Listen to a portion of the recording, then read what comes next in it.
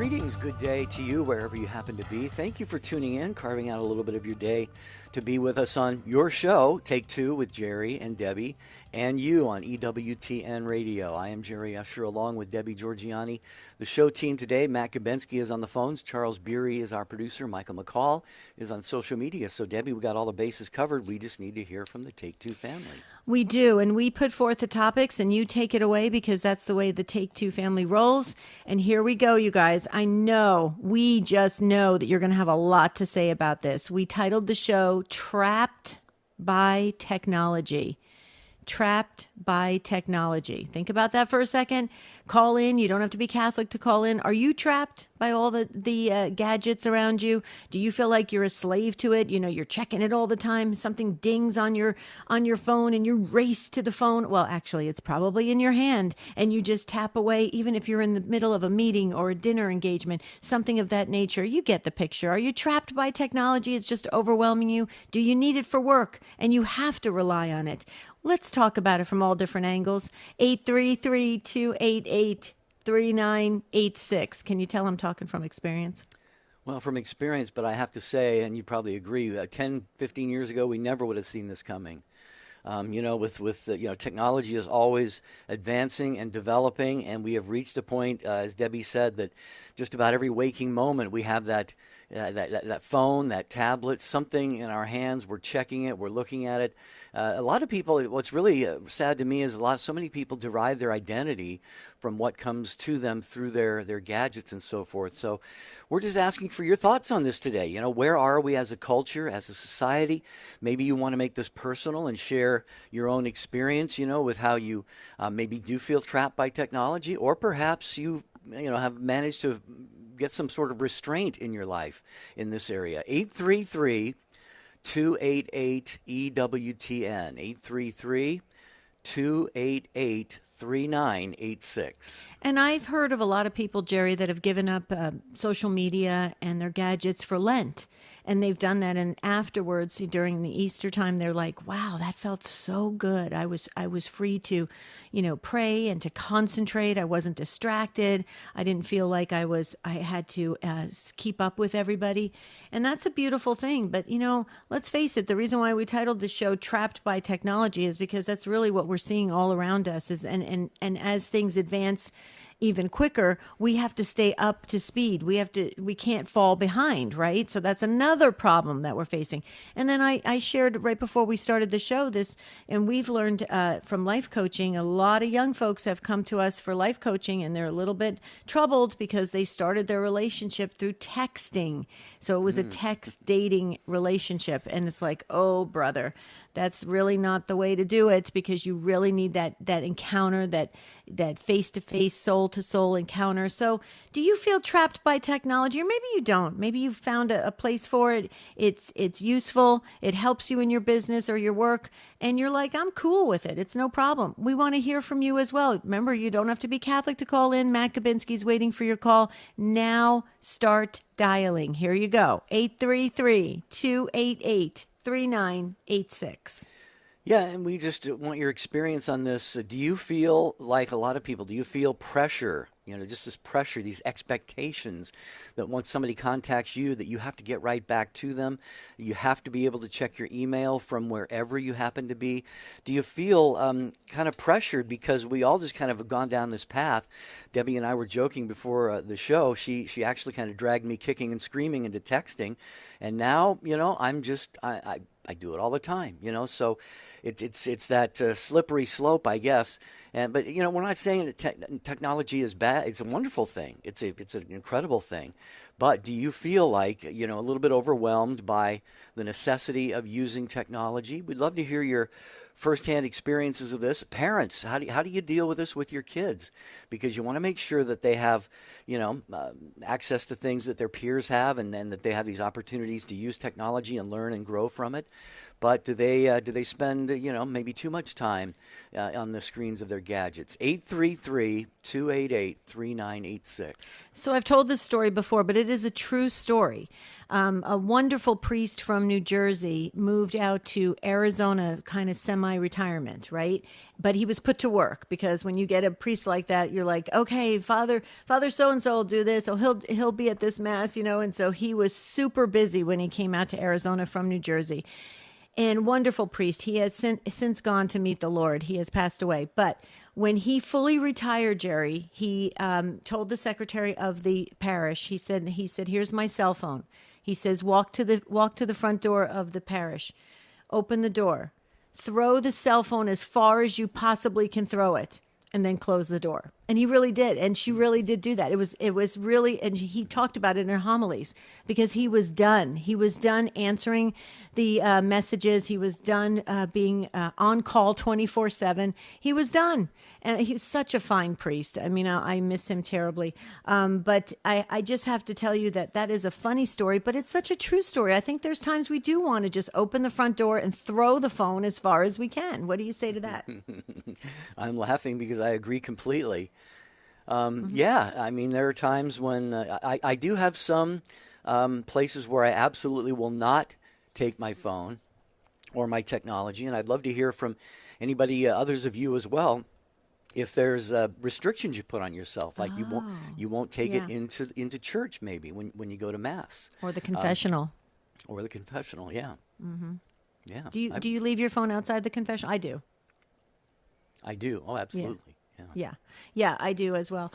And that's another whole issue too. Where do you bring the phones? Are there places like, what if you go to a friend's house for dinner? I mean, is it rude to come in with your phone and put it on the table like people do at restaurants? I think it is. What do you say, Jer? Yeah, that's a good question. Yeah, because in fact, I just had a meeting with our pastor and the parochial vicar, and as I was getting ready to leave my office to go to the meeting, I thought, should I take my phone or should I leave it here? Mm-hmm. It just has that presence in our lives. Our technology is so present in our lives and so prevalent and so necessary in many cases and so important. But again, we have come up with the topic today, and we want your lived experience, as always, your wisdom, your insights. Do you feel that sometimes or a lot of people get trapped by the technology that we have available to us? 833-288-3986. Can you envision life without it, going back to life without it? Yes, I could. 833-288-3986. Matt Kubensky is a busy guy already answering your phones, but we have a couple lines still open. So get in on this conversation. Trapped by technology today. 833-288-3986.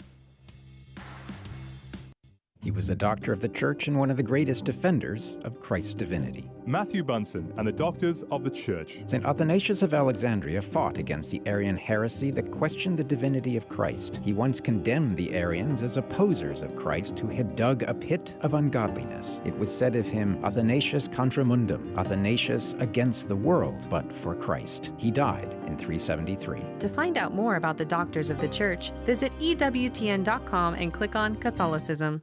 Have you ever noticed that most people think that rules apply to others but not to themselves? They always consider themselves to be the exceptions. What ends up happening, however, is that everybody is exceptional so that the rules don't apply to anybody. The result is something worse than chaos. It's a loss of all the categories of respect and justice. G.K. Chesterton says that when the exception has become the rule, that is the worst of all possible tyrannies.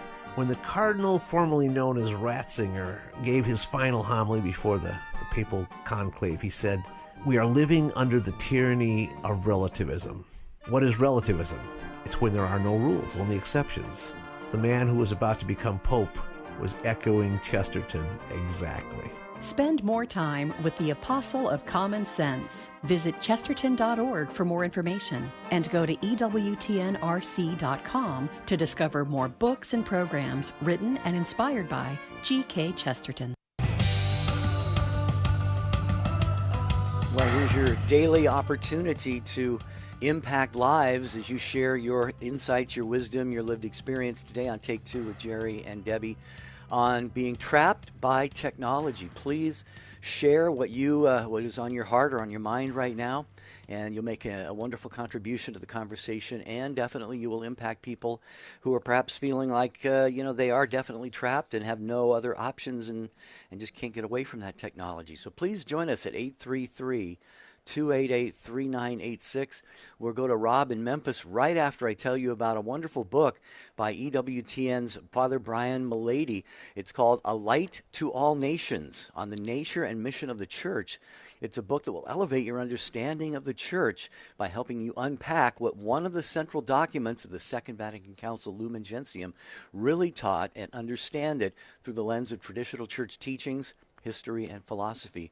Father Mullady explains the supernatural character of the church and our universal call to holiness. You will discover the authentic character and purpose of the people of God and the unique vocations to which we are called. A Light to All Nations, on the nature and mission of the church by Father Brian Mullady. Available now. Buy Catholic. Shop EWTNRC.com. Okay, before we get to Rob, just a shout out to Kevin. Kevin, you were on the line. You had an interesting take on this.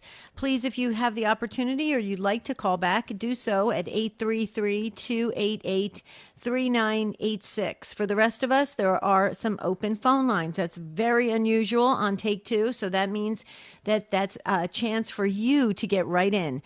Please share your insights, your wisdom, your knowledge on this. It's important because we are. This is like a virtual catechism class, where we're really trying to get formed in the faith to live our best spiritual lives with a greater understanding of what it means to be Christian. So please take this opportunity and share with the world what you know about this topic, trapped by technology. 833-288-3986. And as promised, Rob in Memphis, Tennessee on Sirius XM 130. You are first up here on Take Two. Welcome, Rob.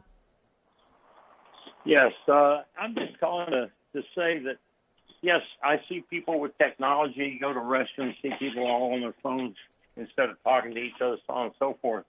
But I am just the opposite. The phone has been the greatest tool that I have ever could imagine. I've been in sales for 40 years, and it used to be I had to be someplace near a phone or, have a pager where I could get to a phone. Now I have total freedom because my customers, I can be out on the golf course and my customers can call me. I take the phone calls. I answer the phone. I take care of them as I'm on the course. I can be anywhere. So that, and it's also used as a prayer tool. I have all my prayers on it, number one. So that's whether I'm at home or I'm on a trip or wherever, I have my daily prayers on there. I also use it as connectivity to, I'm a Curista, so my fellow Curistas and I have, different people we pray for and send out, like today, one of the guys' moms is struggling, and so we're all praying for his mom. And to me, it's been the greatest invention and tool that I don't use it as much for just the garbage stuff. Occasionally, I play a game on it or whatever. But overall, it's been a wonderful invention and tool for me in business and in my life.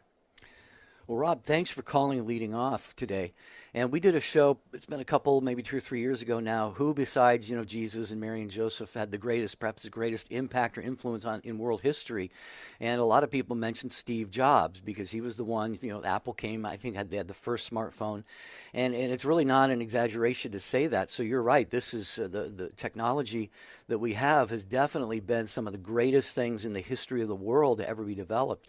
And all those things you mentioned you're absolutely right. It's giving you that freedom to move about and still be able to conduct your business. You mentioned the prayer resources and all of that. So I'm in total agreement with you on that. I'm just curious, though, you don't sound like the type who would have this sense or this feeling, but do you ever feel like maybe you just want to let go of that for a little while and maybe I need to have this with me, sort of? Do you ever feel in the least bit trapped by the technology, Rob? Not at all, because I can ignore it. I'm one of those that, okay, I look down and I see somebody's calling me, I'll just call them back if I don't want to talk to them right then. Mm-hmm. Okay. But, there's one other thing that dawned on me just recently. When my parents were still alive, they died in the 80s. When my parents were still alive, to call them was work. Mm-hmm. To catch up with them mm-hmm. at the right time, so on and so forth.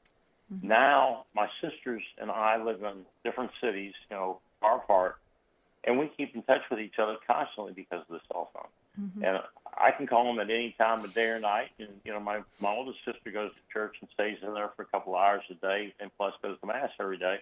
Right. And so I'll call her and she just ignores me. But, an hour or two later, she'll call me back. So from that standpoint, there's no way me and my sisters can be so close talking, living one in Arizona, one in Memphis, Tennessee, and one in the northwestern corner of Iowa, and being able to communicate like that. Right. So, right.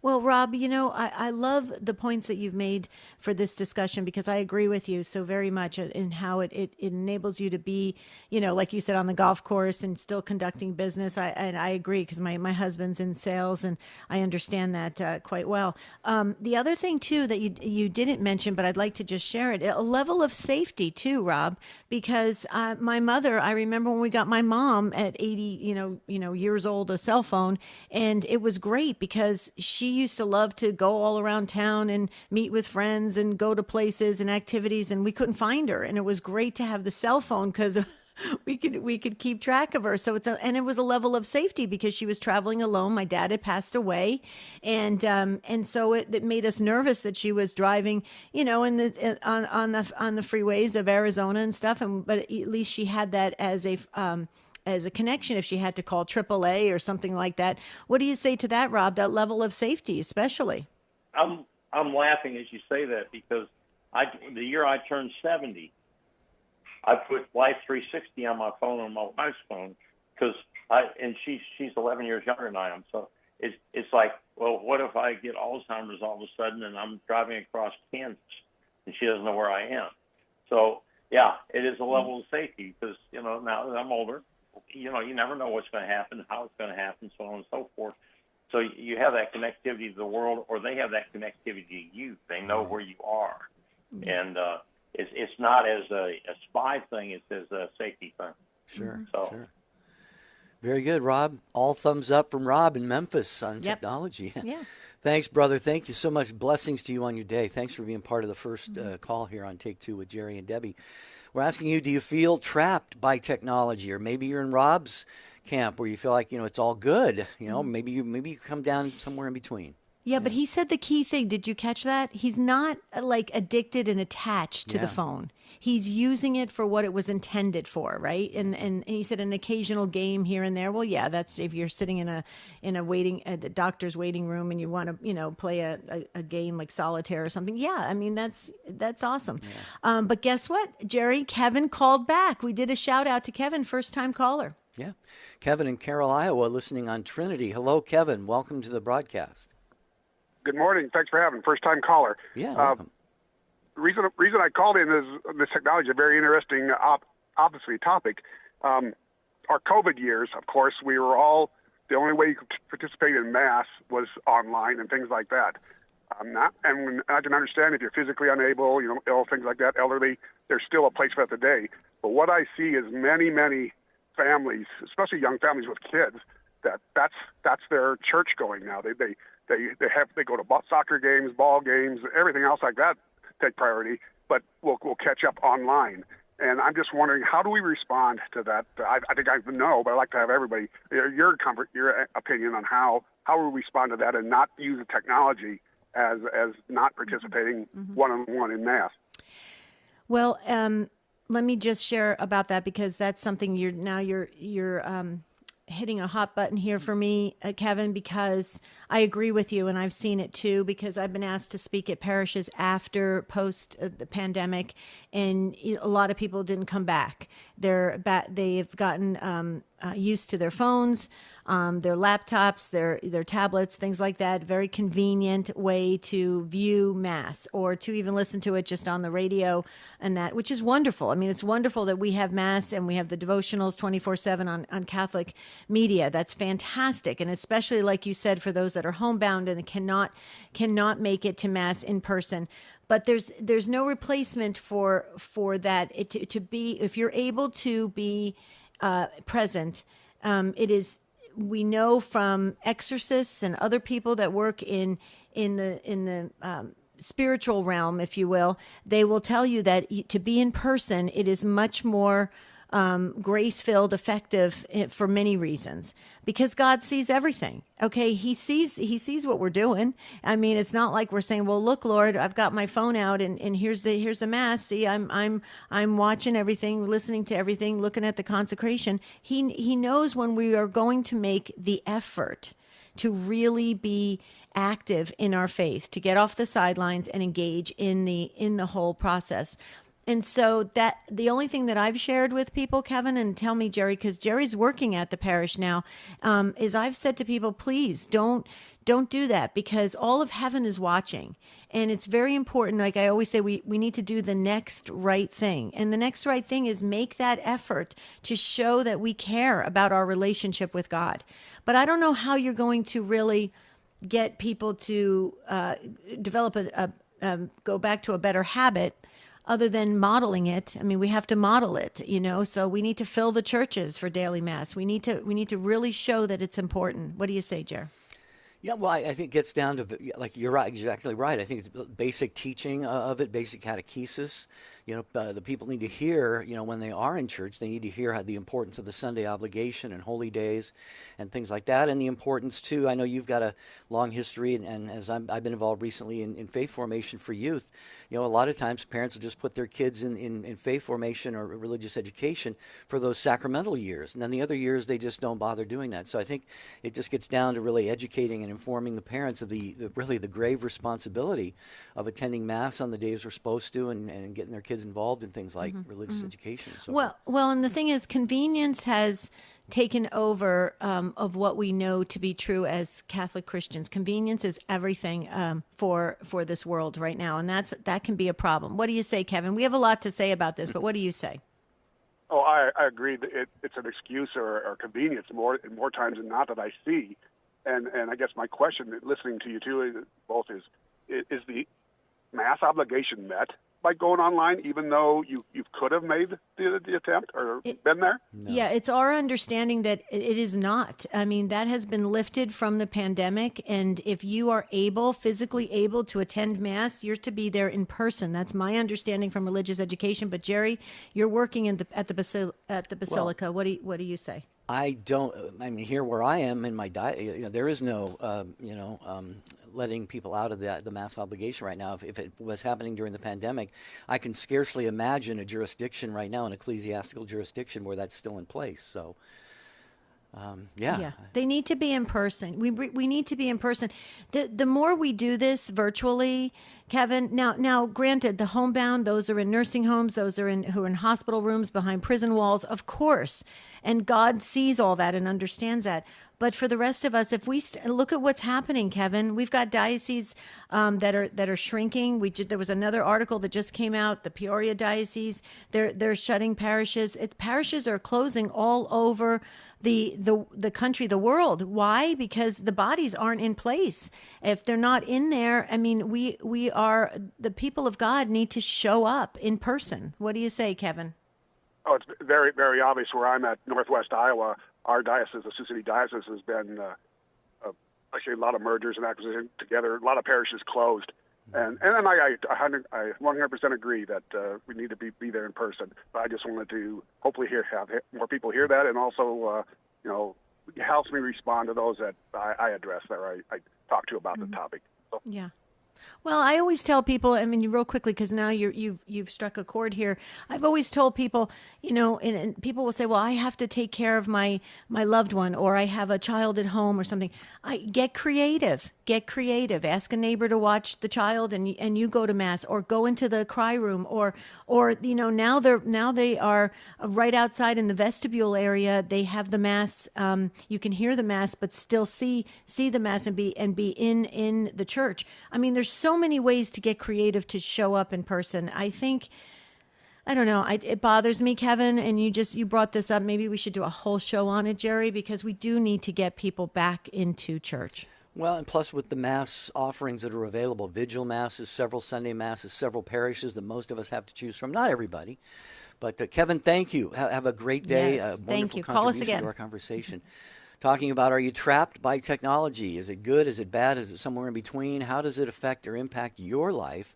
833 288 EWTN is the number, 833-288-3986. We'll get to Greg in a moment. Greg in Detroit, hang on. We got John and Ginny and Matt Gabensky screening other calls here. And if you'd like to join us, there is one phone line open at 833-288-3986. Trapped by technology, that's what we're talking about today, but maybe you're not trapped and you want to share some great information like our other callers did, and that's wonderful. We need to hear from you, so please dial in. We have a waiting area right behind the ones that are coming on air with us, so that's fabulous. There's plenty of room. That's what I'm trying to get the message out quickly. So call us 833-288-3986. Are you trapped by technology? Do you do texting?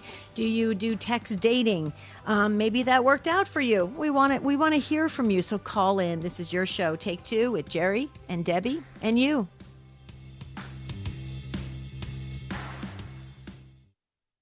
Hi friends, Janet Williams here. Join me every Wednesday on Women of Grace Live as I welcome New Age researcher and blogger for Women of Grace, Sue Brinkman. Sue and I will be talking about all the wacky things that could distract you from your faith. Psychics, yoga, Reiki, crystals, acupuncture, Ouija boards, tarot cards, and astral traveling are just a few of the stranger things we discuss. That's why we call it Wacky Wednesday. So join us tomorrow at 11 a.m. Eastern on EWTN Radio. This is Bishop Andrew Cousins, chair of the National Eucharistic Revival, with this month's Eucharistic Moment. The Venerable Fulton Sheen once said that the greatest love story of all time is contained in a tiny white host. What did he mean by that? As Catholics, we hold the audacious belief that Jesus Christ, the Son of the living God, is truly present in the Eucharist. The Eucharistic presence of Jesus is medicine, communion, nourishment, and strength. It is love because it is the very body and blood, soul, and divinity of Jesus Christ. What would happen if we lived this belief? If we were truly open to the powerful encounter with Jesus every time we approach the Eucharist? We would find ourselves not merely receiving a sacrament, but entering into a story, the greatest love story ever told.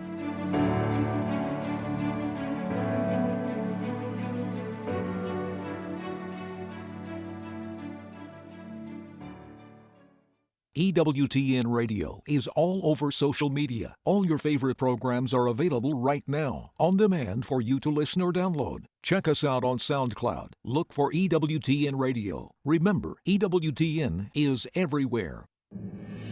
Matt Swaim here. Tomorrow on the Sunrise Morning Show, we'll celebrate the Feast of St. Rita, patron of impossible causes, plus all the latest news, weather, sports, and more. Now back to Take Two with Jerry and Debbie.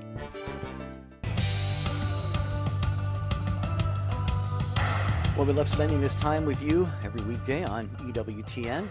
And we're talking today about, are you trapped by technology, on Take Two with Jerry and Debbie. We have another first-time caller. As promised, we're going to go to Greg in Detroit, listening on Sirius XM 130. Hello, Greg. Welcome. Thanks for waiting. Good afternoon, people. Good afternoon. I went to this concert down in Detroit at the Fisher Theater. Mm-hmm. And they had these kiosks in the parking lot, and I had no idea what to do. You had to use your phone and stuff, so I just parked, thinking that my parking was paid for with the ticket. And about a week later, I got a letter from this company charging me $75 for a $6.50 parking ticket. Wow. Yeah.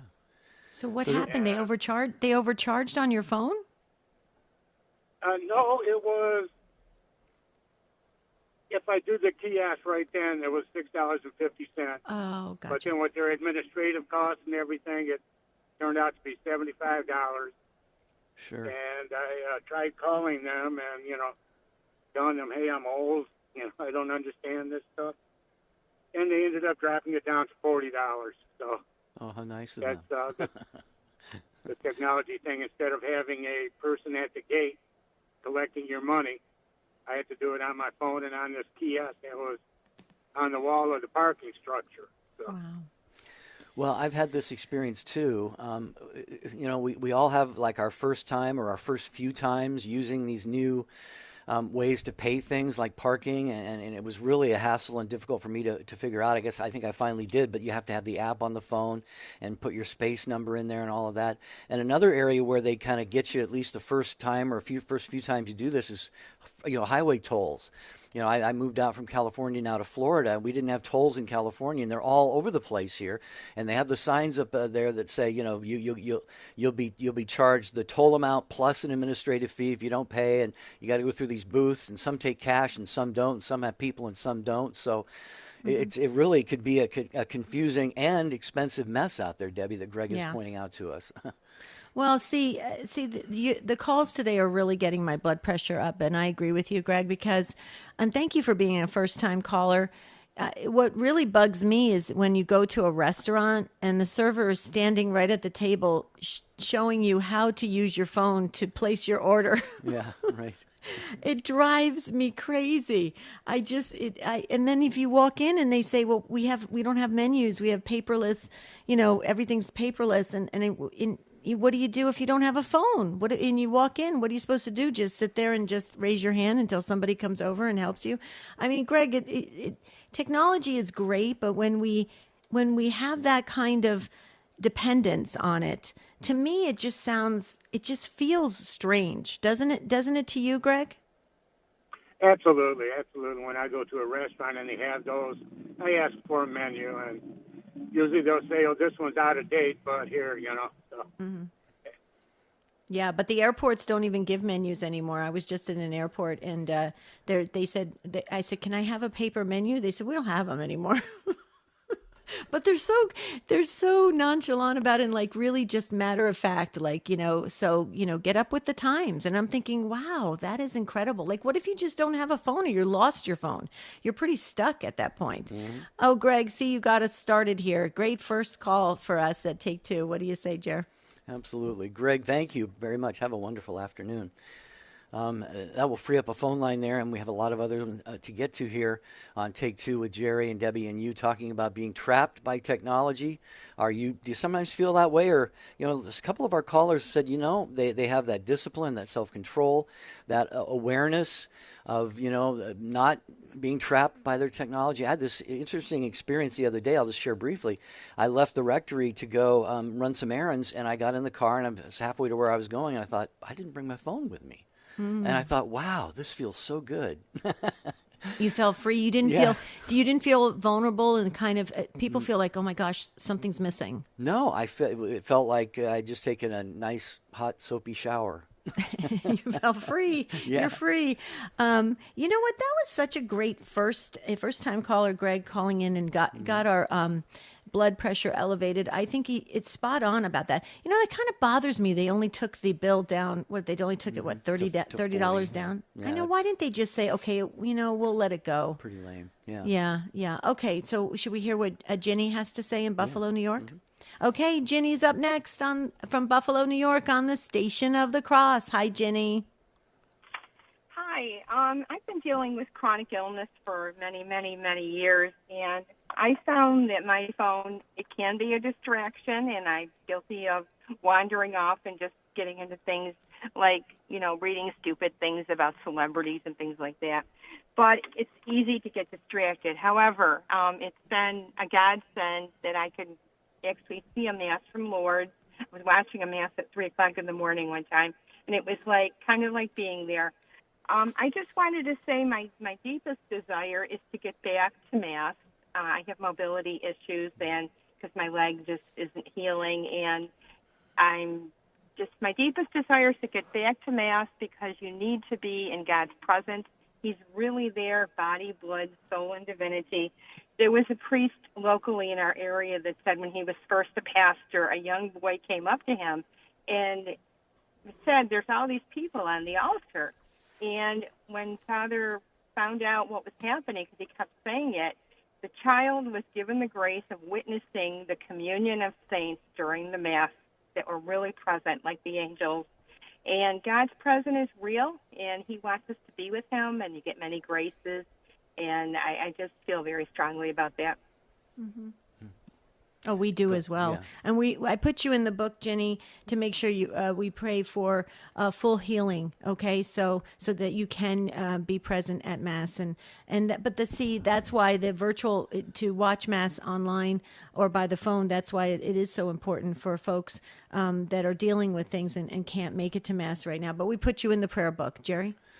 No, I was going to say, you have pointed out again, Jenny, like some of our other callers, many of the great blessings that our technology brings to us. And we are, as Debbie said, so sorry about this chronic leg issue. We're going to be praying for that. And the whole Take Two family around the world, we're a 24/7 praying family, Jenny, so be assured of that. But praise be to God, that you were able, since you can't physically make it to Mass. And obviously, when we have legitimate reasons for not physically being at Mass, it's okay. But in those cases, we really should do what you're trying to do and what you do, and that is watch the Mass online. But we're going to pray, especially we can hear the longing in your heart to be physically present at Mass, and of course to receive the body and blood, soul, and divinity of our Lord. So we'll pray specifically for that for you, Jenny. Okay. Thank you. Yeah. Thanks, welcome. Jenny. Thanks for the call. We appreciate it. Okay, we're going to move over to John, and John is in Dodge City, Kansas, on Guadalupe Radio Network. Hi, John. Welcome to the program. Hi.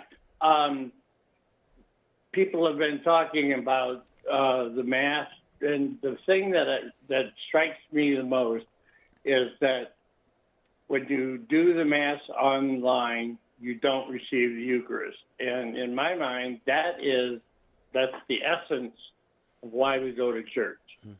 All this other thing that people are talking about is very, very important. But to receive Jesus into your body, like that other lady said, that's why you go to church. There's a lot of other reasons maybe, but that's why I go to Mass.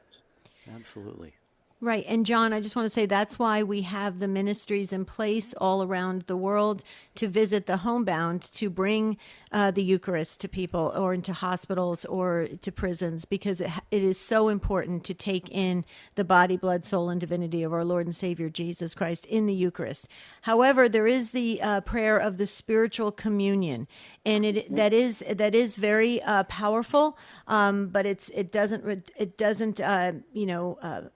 doesn't sit equal or higher to actually receiving communion, but spiritual communions on a regular basis are extremely effective. We know because the saints practiced that.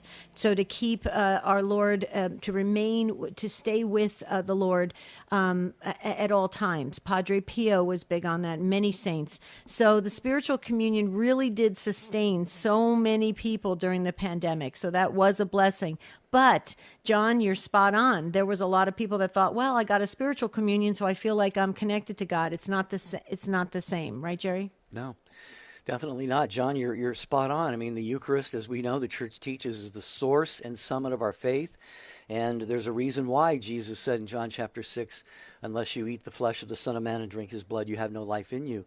And obviously those who are just unable to make it to Mass for physical or other reasons, that certainly, it's not the same situation. It really applies when we are able to go to Mass and when we're not ill or anything, dealing with anything like that, or have any other impediment, like a legitimate impediment to keep us from going to Mass. So what do you think, John? I think you're right. There have been times in my life recently that I haven't been able to go to Mass, but I always make sure that I do it on my phone. But we got to make sure that even though we don't receive Eucharist, we got to make sure that we do something on Sunday or the day, whatever. Yeah. Whatever it is, we got to do something to keep the Lord's day. You are absolutely right. Good reminder for us, John. Great call. Great comments here on the program. God bless you, brother. Thank you so much for listening and calling in. And that will make another line available here on Take Two as we talk about, are you trapped by technology? 833-288-3986 is the number. 833 288-3986. And quick check, we'll get to some social media if we have a chance. But we will go to Abraham, who is in Oklahoma, Muskogee, Oklahoma. I hope I said that right, listening on iHeartRadio. Hi, Abraham. Welcome. Hello? Hello. Welcome. Yes. I all of a sudden I can't hear you well. Okay. Anyway, on this thing about technology, my personal opinion is that I think it tends to make everybody a little bit more lazy than anything else. I mean, yes, there's good in it, and there's bad in it. Just like everything else in the world, you could use whatever you got for good. Just like I enjoy a good shot of liquor from time to time, and everything in moderation. If you abuse it, then you're going to get bad results out of it. With my phone, I use it for work as a truck driver. But one of the things that I've done is I've turned off all my notifications. So if I want to go look for something, or if I got expecting something, then I go look for it. It doesn't tell me that I got it. So if I need it, I go get it.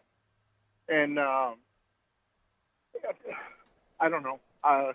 Technology is good. Just like that gentleman was saying that he uses it for work. I use it for work as well. But if it's not used properly, then it makes people lazy. And with church, with me as a truck driver, I try to listen to church mass every day whenever I'm on the road.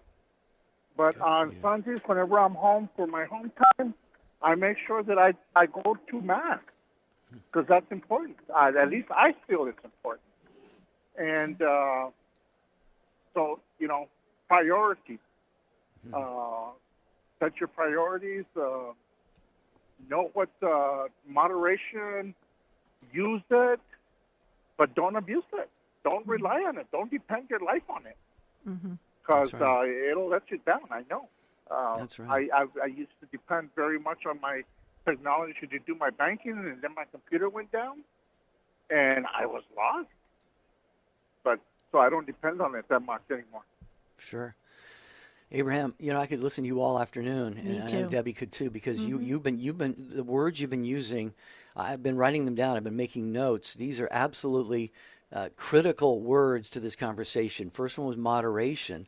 We need to do all things in moderation. If we can do that with anything, including technology, we're in a very good place. You mentioned the uses that you have for it, like listening to the daily mass when you're out driving your truck and so forth. You used another word, priorities. This has come up in our conversation here today about, whether or not, to go to mass if you have to take the kids out to, soccer games or whatever. It's priorities. Nothing should be a priority above our faith, above worshiping God. We don't go to Mass to worship God for His sake. We go for our sake. And if we get away from that and become lazy, like you said, Abraham, then we're gonna end up falling away from the Lord if we don't really invest ourselves. And we practicing the faith takes effort, takes time and effort. Yeah. Well, and a lot of people can't sit silent in front of our Lord in adoration because of the fact that, the notifications are going off, or just the vibration of the phone, or the phone is just there and it's just tempting. Abraham, I so agree. Thank you so much for calling. I need to just know something though. Did Jerry pronounce your city correct? Is it Muskogee? Muskogee, Oklahoma, just like the Okie from Muskogee. Okay. Oh, I love that. See, that's going to be like another city that I love to say. I'm going to add that to my list, Abraham, because of you, Muskogee. I love that. There's certain cities I just love to say, like Cheektowaga, Walla Walla. I just love certain cities to say. So that's so cool. You live in a cool part of the country, and safe driving, being a truck driver. Okay. Thank you, and God bless. God bless you too, brother. Thanks. Beautiful. I just wanted to share with our listeners, Jerry, for everyone to join us for The Doctor is In this afternoon at 1 p.m. Eastern Time. Dr. Ray Garendi takes calls and talks about family, marriage, and relationships.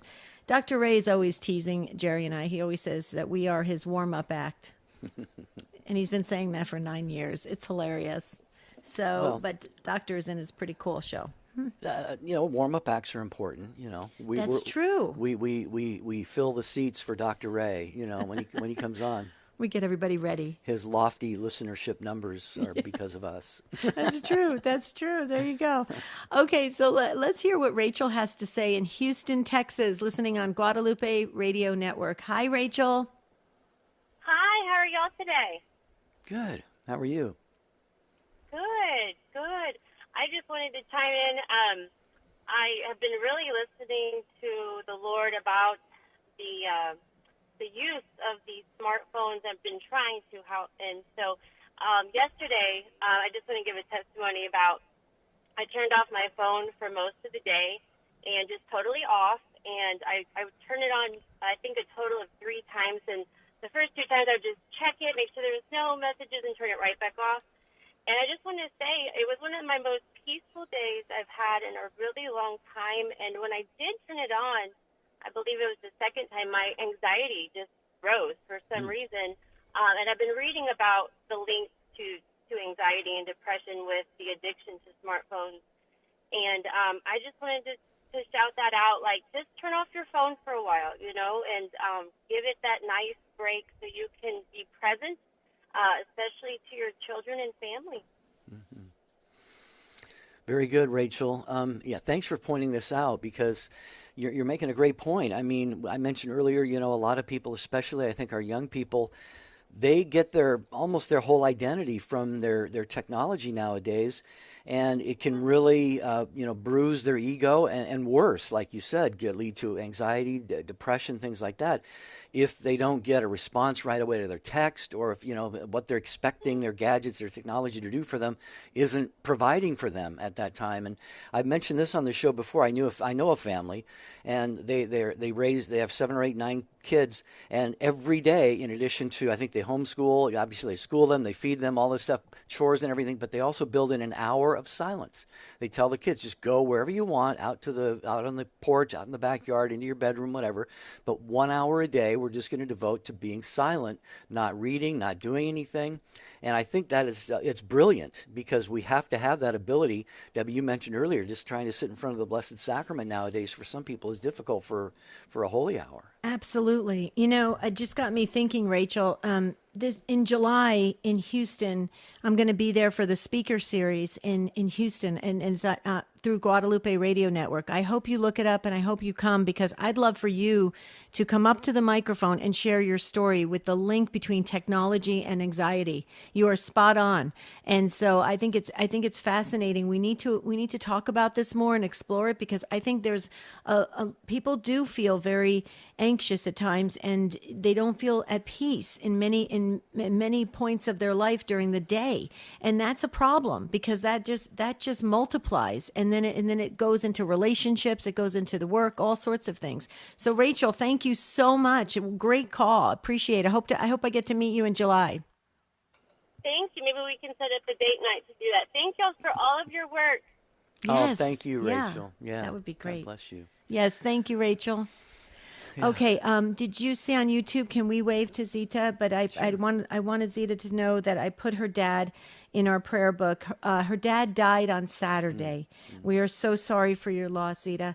But she said, I shut my phone off. Do I answer every message that sends their condolences?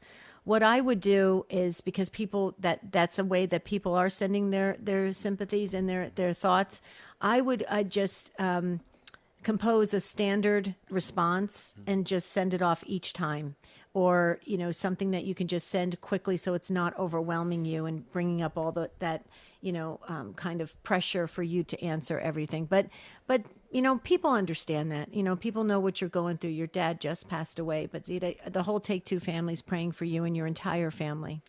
Well, the timing on Zita's comment is interesting, because I lost a very dear friend recently out in Oregon. She passed away. She was advanced in age, and I think she had some sort of illness for a while. But a granddaughter of hers texted me, because she was going through. Her name is Dolores. If you put Dolores in your prayer in our prayer book, Debbie, I'd appreciate that. But her granddaughter texted me and she was doing this with a lot of people, and I texted back saying, we're going to be praying really hard. She's on her way to heaven now, and I thought to myself, I hope her granddaughter doesn't feel burdened to have to text me back. I really just said, Lord, don't let her, and she hasn't since then.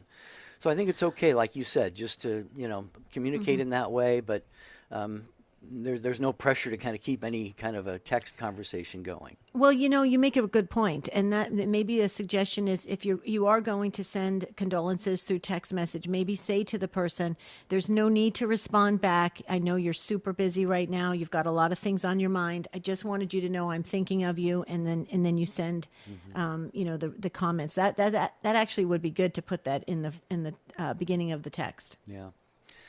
All right, we're winding down the show today. We're going to get to as many of you as we can. Mike is in Old Fort, Ohio, listening on Annunciation Radio. Hello, Mike.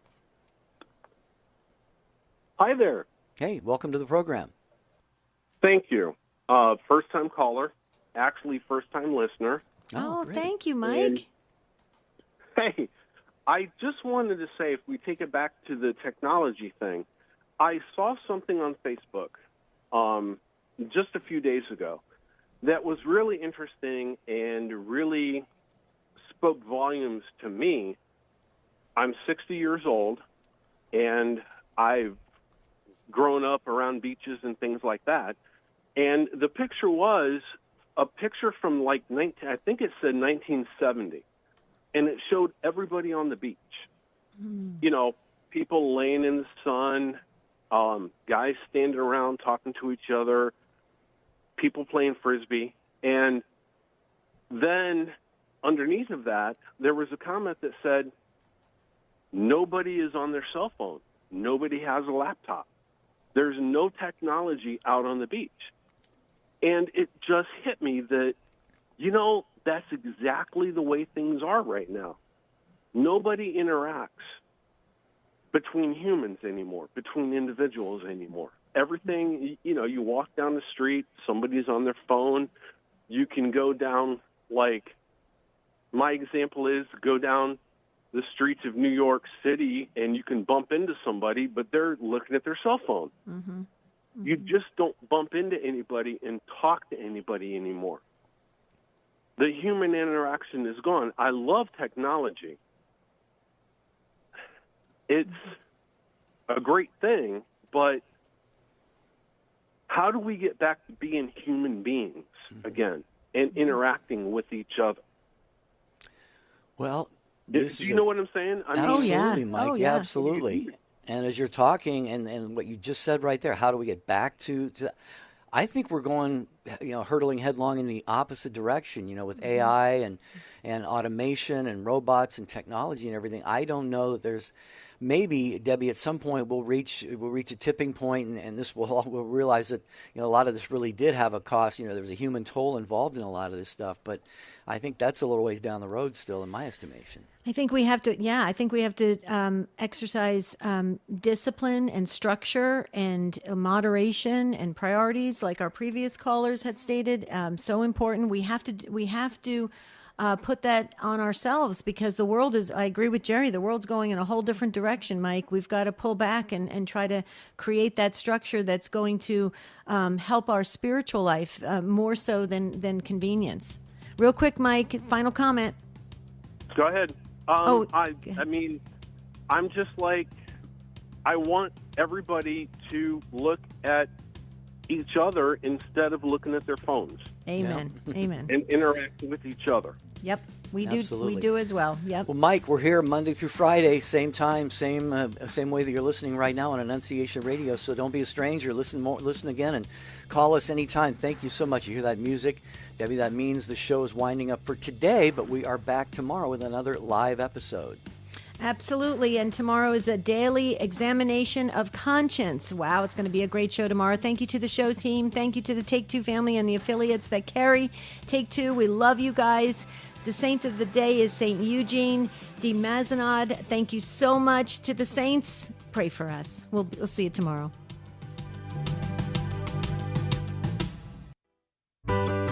Life coaching has been around for many years, helping people with their relationships, careers, health,